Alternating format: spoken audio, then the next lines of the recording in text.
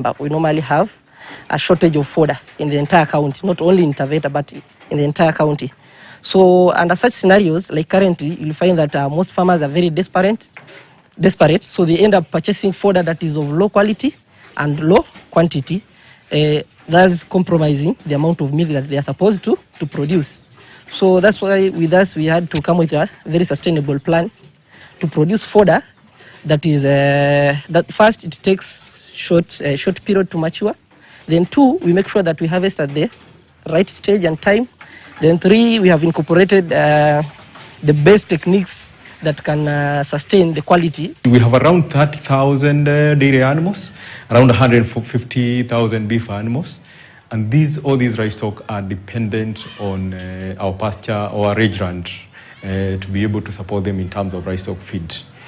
There have been challenges, and especially because of whenever they are drought in other regions, especially the North Frontier District, a lot of livestock farmers migrate to our ranches to be able to finish off their livestock for the market. And therefore that is putting a lot of pressure on our pasture resources, and therefore the need to invest more in production of livestock feed to be able to feed our livestock. Tofauti iko kubwa sana kwa sababu pia wizi wa mafuta tungeachia vijana shambani, kijana mpaka ukuye hapo saa 8 usiku ananywesha. Siku hizi nikimwachia mtungi naenda kwa kushughulikia shughuli zingine. Najua hizi iba gesi. Lakini awali unapata unabadilisha, anakuambia nimetumia lita 15 shambani. Hapo kwa kusaga nyasi ametumia sijui lita 2, lita 1 akashachukua kauzia jirani.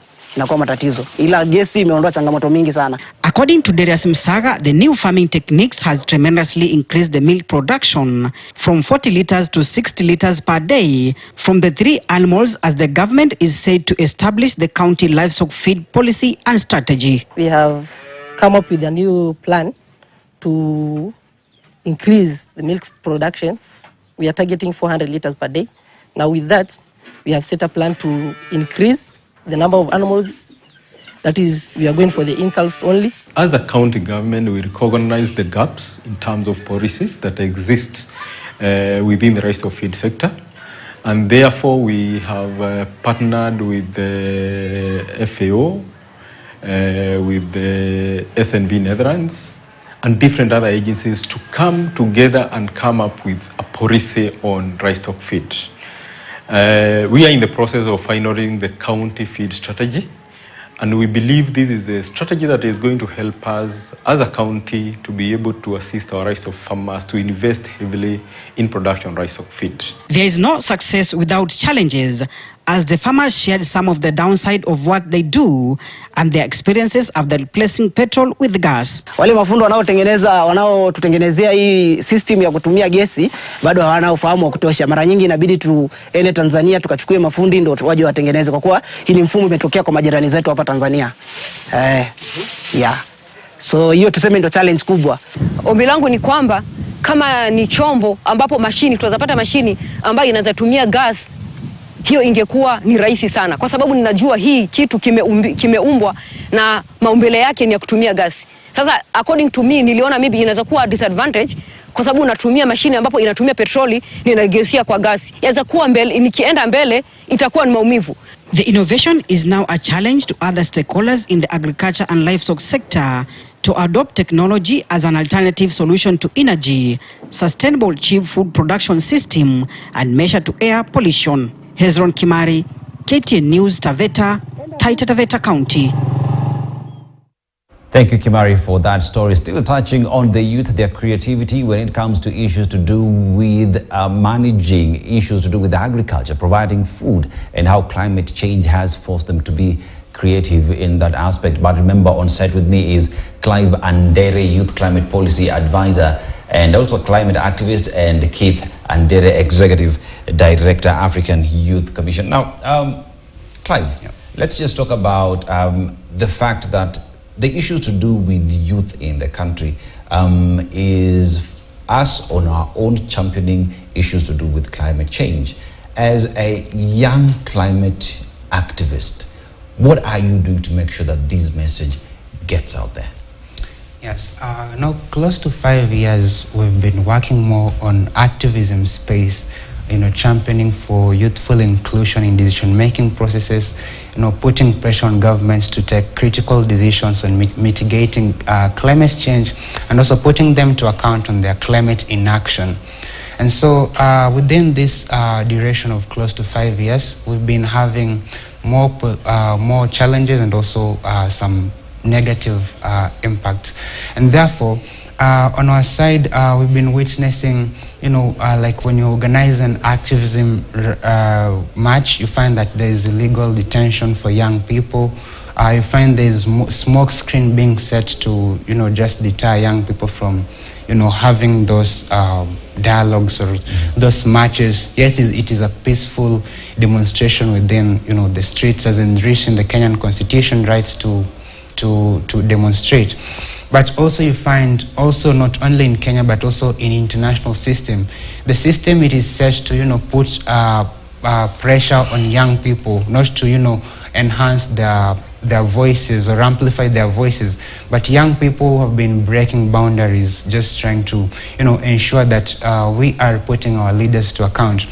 And therefore, young people within the Kenyan system, we need to come up and raising our voices, because youthful inclusion is a critical component in ensuring that we are transitioning, towards clean energy transition, as also the SDGs provide us a clear blueprint in our resilient future. And therefore, we should always keep on fighting for, these spaces and being within the space and making sustainable outcome. Yeah. Now let me come to Keith. Now, as Executive Secretary for the Commission handling issues to do with the youth, someone would ask, as you continue championing the issues to do with the youth and climate change, how has that been received, especially from the government quarters? Thank you so much. I think number one of the critical things that needs to happen when you talk about youth voice is consolidated voice.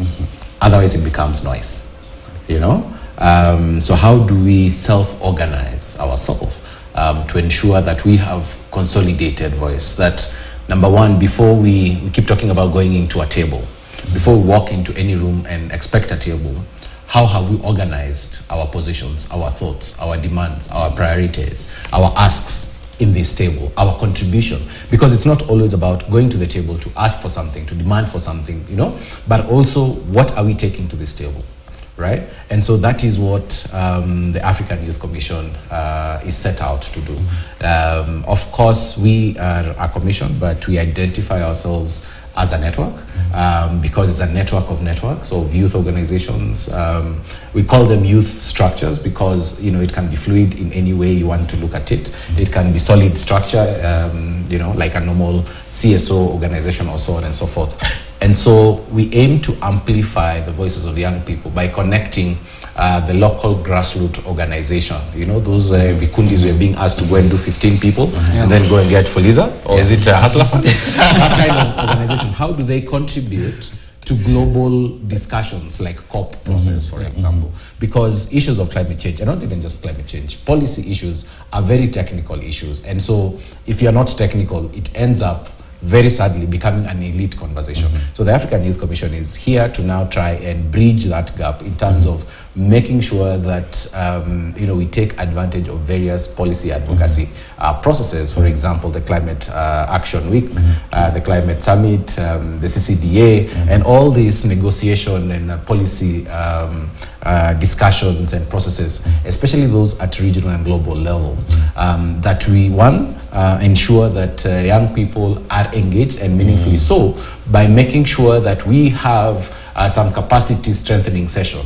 For example, how do we walk into a climate summit week knowing that it's very high level, and what do we go to do? So we organize capacity building sessions ahead of various policy sessions.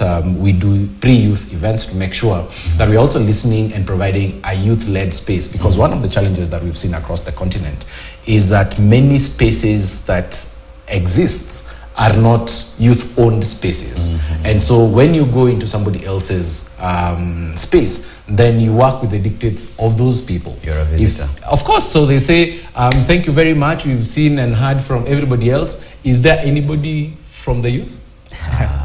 So do we come as last mind? And even so, how do we self-organize ourselves to make sure that it is not about Keith being pulled to this room, but whoever goes into the room, we can sit back and make sure that, you know, we hold ourselves as youth to account as well. The same way we want the government to be accountable to us, we are also asking, you know, ourselves to be accountable to us. So even us as youth leaders must be put to account for the people we purport to represent and to speak for. That is the only way we can consolidate the voices. Now, Clive, briefly, I want you to, you're going to COP, right? Yeah. Now, if you're going to COP, as the government is going to COP, do they have the youth in mind? Is there representation of the youth in the delegation as they're going to COP? Because COP27, Kenya took the biggest delegation. Absolutely. What the youth part of it? And as we go to COP right now, even as assuming they have the youth delegation, hoping they will, what will the youth be taking to COP? Yeah.